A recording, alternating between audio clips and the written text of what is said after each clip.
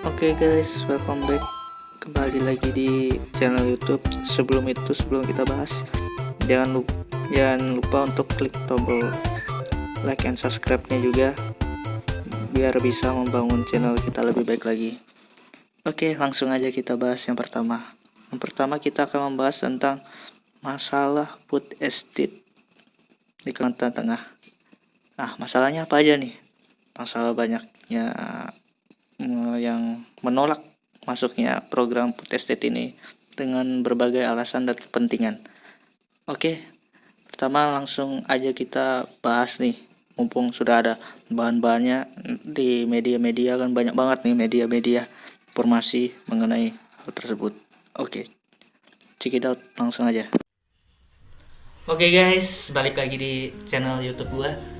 Setelah sekian lama gue nggak update tentang info-info terkini atau nggak upload video-video di YouTube, gue hari ini bakal update lagi nih, upload lagi video baru tentang isu yang lagi hangat nih di tempat gue, yakni program dari Pak Jokowi, yakni food estate. Apa itu food estate? Seperti kita ketahui, food estate adalah program yang dicanangkan Pak Jokowi mengenai lumbung pangan nasional yang ada di Kalimantan Tengah. Jadi memanfaatkan kondisi lahan di Kalimantan Tengah untuk dijadikan lahan pertanian kayak gitu, dikonversikan menjadi lahan pertanian. Terus apa sih yang bakal ada pro kontranya nggak sih? Ya pasti ada lah. Mungkin kalau pro-nya mungkin kalian bisa lihat dari dasar-dasar program-programnya, terus tujuan programnya itu apa aja, sasarannya apa aja kayak gitu. Mungkin kalian bisa lihat di sumber-sumber pemerintah dan mungkin kalian bisa baca. Terus gue yang di sini bakal mengkritisinya itu tentang masalah kontranya ini. Kontra dari yang gue baca ini, sekarang lagi banyak berita yang masyarakat beramai-ramai kayak gitu kan, beramai-ramai menolak program food estate. Loh, kenapa? Kita nggak tahu kan. Nah, justru dari itu kalian harus tahu nih apa aja yang mendasari masyarakat tidak menyetujui atau menolak program-program food estate. Dari yang sudah gue baca, rata-rata mungkin didasari beberapa hal. Yang pertama, masalah lingkungan.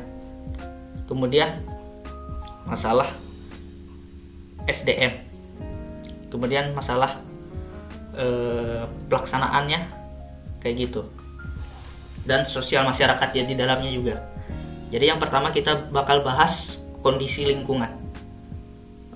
Ini masalah yang paling digencar-gencarkan oleh LSM yang ada di sini kayak gitu guys. Kenapa?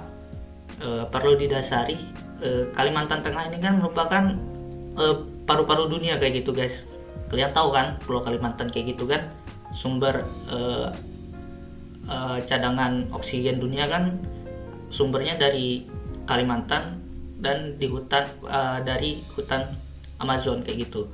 Jadi dua itulah produsen penjaga kondisi ekosistem dunia kayak gitu. Bukannya ekosistem dunia, kurang lebih menjaga bumi dari pemanasan global kayak gitulah istilahnya. Jadi yang jadi dasar yaitu seperti diketahui, yang menjadi permasalahan itu kondisi lahan kayak gitu guys. Terus agroekologinya seperti apa, agroklimatologinya seperti apa kayak gitu kan.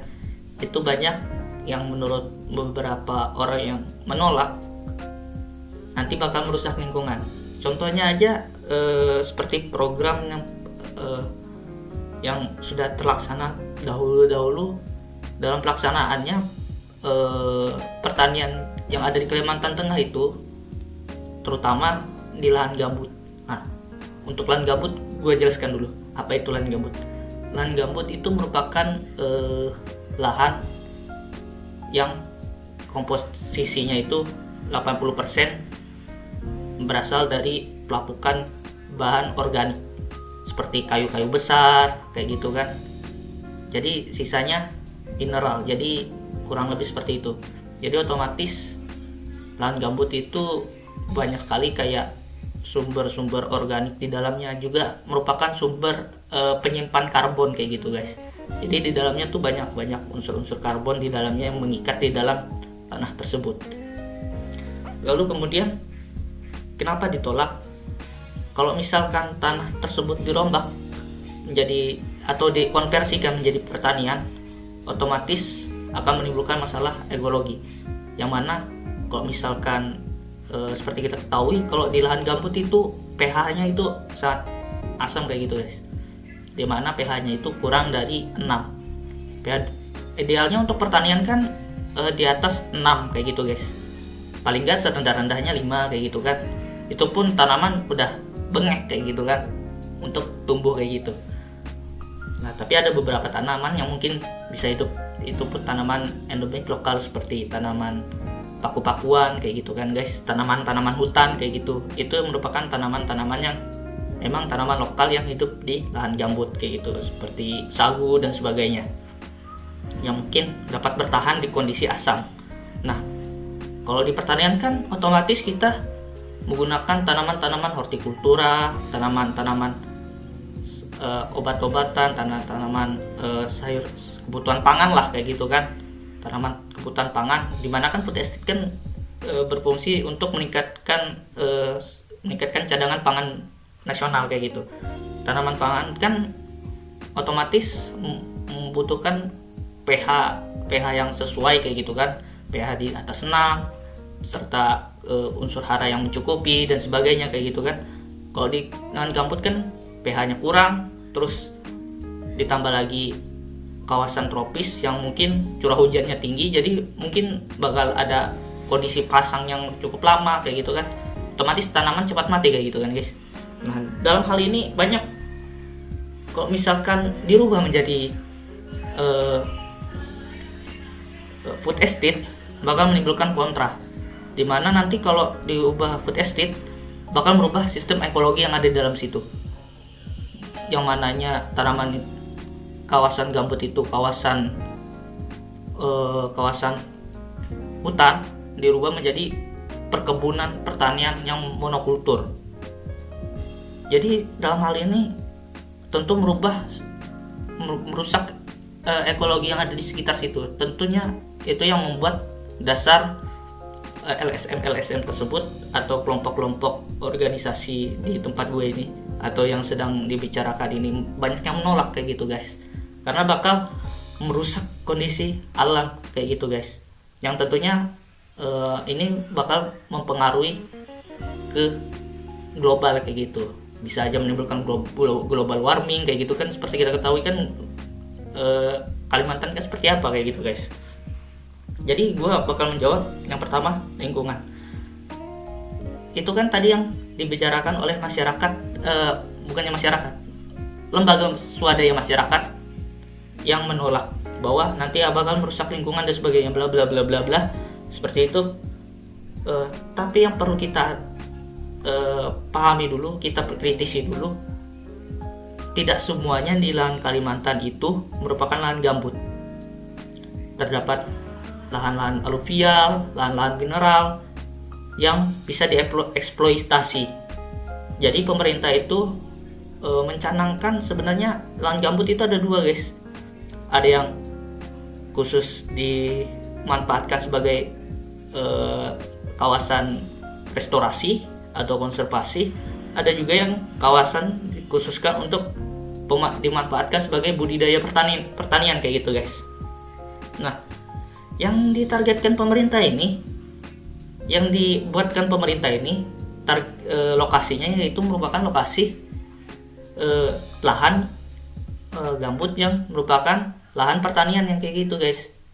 Mungkin kalian bisa baca sendiri di BRG bahwa nggak semuanya lahan gambut itu nggak bisa dioptimalkan. Jadi pemerintah itu bukan orang bodoh kayak gitu guys, yang nggak tahu kondisi lahan tiap-tiap daerah. Pasti mereka sudah memperhitungkan kondisi lahan di daerah tersebut kayak gitu guys. Misalnya di Kalimantan Tengah kan nggak semuanya lahan gambut itu nggak bisa dioptimalkan kayak gitu guys. apa fungsinya penerapan teknologi kayak gitu guys. Dan kita tahu teknologi kan semakin berkembang, gak mungkin lah masyarakat atau pemerintah mengkonversi lahan pertanian dengan cara membakar kayak gitu guys.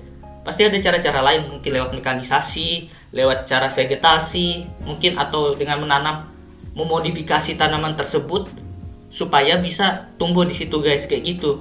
Contohnya kayak di pertanian kan ada yang namanya bibit impara kayak gitu guys,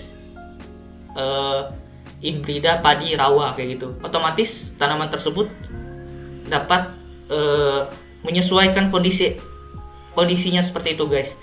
Jadi teknologi itu sebenarnya bisa kita terapkan di Kalimantan Tengah kayak gitu guys. Jadi masyarakat atau LSM tersebut perlu memahami bahwa pertanian itu nggak melulu teknologi yang sudah lama. Sebenarnya banyak teknologi yang bisa kita terapkan, seperti memodifikasi tanaman atau dengan cara pemupukan yang tepat, pemupukan organik, jadi seperti itu guys. Jadi semuanya bisa diterapkan. Oleh karena itu mungkin itu bisa menjawab bahwa nggak semuanya pertanian itu merusak kondisi ekologi. Bisa aja pertanian menjadi solusi untuk nggak cuma memperbaiki kondisi lingkungan, tapi juga mungkin bisa meningkatkan standar ekonomi masyarakat kayak gitu guys.